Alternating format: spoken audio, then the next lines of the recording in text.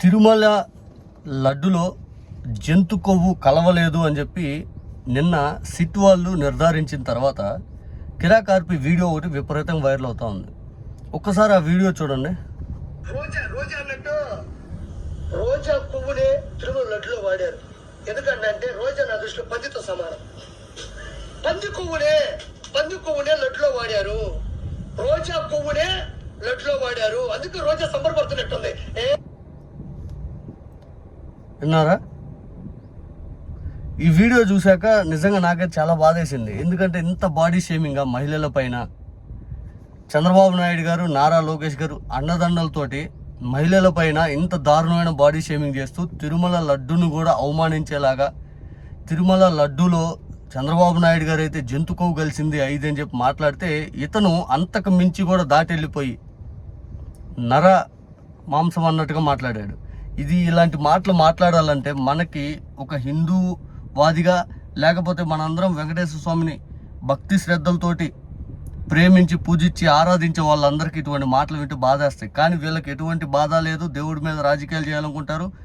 దేవుడిని నిజంగా ఇటువంటి రాజకీయాల్లో తీసుకురావటం, దానికి మళ్ళీ మనం మాట్లాడటం, ఇదంత మీద ఒక పోరాటం లాగా చేయటం మాత్రం నిజంగా మన దురదృష్టం. ఒక రకం చెప్పాలంటే మనందరి దురదృష్టం. ఇక నిన్న సిట్ వాళ్ళు నిర్ధారించినట్టుగా తిరుమల లడ్డులో ఎక్కడ కూడా చంద్రబాబు నాయుడు గారు చెప్పినట్టు, పవన్ కళ్యాణ్ గారు చెప్పినట్టు, లేకపోతే ఇట్లాంటి బోకర్ గారు చెప్పినట్టు, వీళ్ళందరూ ఉంటారు కదా, వీళ్ళందరూ చెప్పినట్టు ఏదైతే సోషల్ మీడియాలో మాట్లాడే వాళ్ళందరూ, లేకపోతే మెయిన్ స్ట్రీమ్ మీడియాలో కూర్చొని మాట్లాడే వాళ్ళందరూ, వీళ్ళందరూ చెప్పినట్టుగా ఎక్కడ కూడా జంతు అవశేషాలు ఏదైతే ఆ నూనె కానీ ఆ నెయ్యి కానీ ఎక్కడ ఏదీ లేదు. ఏదీ లేదు. కేవలం సిట్ ఇచ్చిన రిపోర్ట్ మీద ఇప్పుడు మీరు ఎందుకు మాట్లాడట్లేదు? సిట్ ఇచ్చిన రిపోర్ట్ పైన మీరు ఎందుకు డిబేట్ పెట్టట్లేదు? జంతు కొవ్వు అని మాట్లాడిన వాళ్ళు ఈరోజు ఎందుకు ఎక్కడ పోయారు? బహిరంగంగా ప్రజల ముందుకు వచ్చి క్షమాపణ చెప్పండి. ఈ ఆర్పి అనే వ్యక్తి ఉన్నాడు, నిజంగా నోరు జాగ్రత్త ఆర్పి. ఇటువంటి మాటలు ఎందుకు వస్తున్నాయేమో నీకు అసలు హద్దు అదుపు అనేది లేకుండా పోయింది. నోటికి ఏది వస్తుంది అంటున్నావు. మహిళలని లేదు, మనం ఒకప్పుడు వాళ్ళ దగ్గర ఉన్నోళ్ళం అని తెలియదు. ఆ జబర్దస్త్ షో ద్వారా మనం పైకి వచ్చామని లేదు, వాళ్ళ దయతో మనం బతికామని ఆశ లేదు, ఆలోచన లేదు. అసలు కనీసం ఇంత దుర్మార్గంగా నువ్వు వెళ్తున్నావు అంటే నోటికి ఒక గీత అనేది లేదు నీకు. ఎవరిని మెప్పించడానికి మాట్లాడుతున్నావు? ఎవరైనా నీ మెప్పు నిన్ను భుజం తడుతున్నారని జనాలకు అర్థమవుతుంది చేస్తున్నావు. ఈ చంద్రబాబు నాయుడు గారు, నారా లోకేష్ గారు ఏం పైకి వచ్చేసి మహిళలను అనకూడదు, మహిళలను అసలు గౌరవిస్తాం 5 అంటారు. ఇటువంటి పనికిమాలను మాట్లాడే వ్యక్తుల్ని ప్రోత్సహిస్తూ ఉంటారు. నిజంగా ఆర్పి లాంటి వాడిని రోజు మీడియా డిబేట్లో కూర్చోబెట్టి వీడు మాట్లాడి తీసుకొచ్చి ఏబిఎన్లో, టీవీ5లో ప్రమోట్ చేస్తూ ఉంటారు. ఇంత గలీజ్ మాటలు మాట్లాడే వాళ్ళని మళ్ళీ వాళ్ళు నీతులు చెప్తూ ఉంటారు. మళ్ళీ వాళ్ళు పిచ్చ నీతులు చెప్తూ ఉంటారు.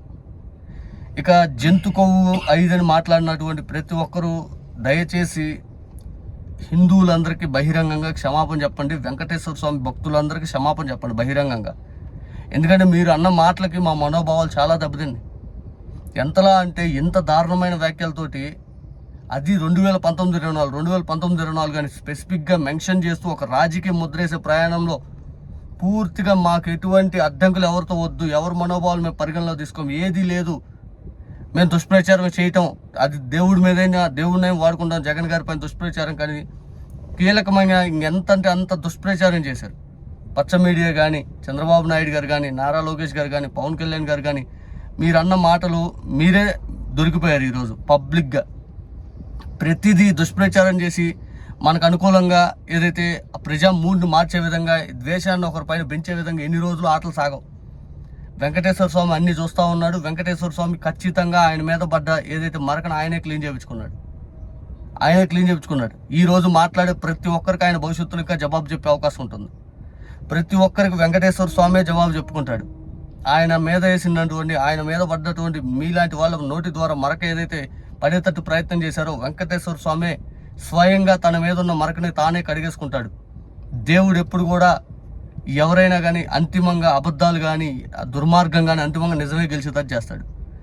దేవుడు ఖచ్చితంగా వీళ్ళందరికీ బుద్ధి చెప్పాలని మనస్ఫూర్తిగా కోరుకున్న ఒక హిందూవాదిగా మనస్ఫూర్తిగా జగన్ గారు ఏ తప్పు చేయలేదని చెప్పి సిట్ వారు ఇచ్చిన రిపోర్ట్ ఏదైతే ఉందో ఆ జగన్ గారి హయాంలో, ఆ రిపోర్ట్ని ప్రతి ఒక్కరూ నిజంగా జంతుకో అనేది లేదంటే మాత్రం మనం హర్షించదగిన విషయం.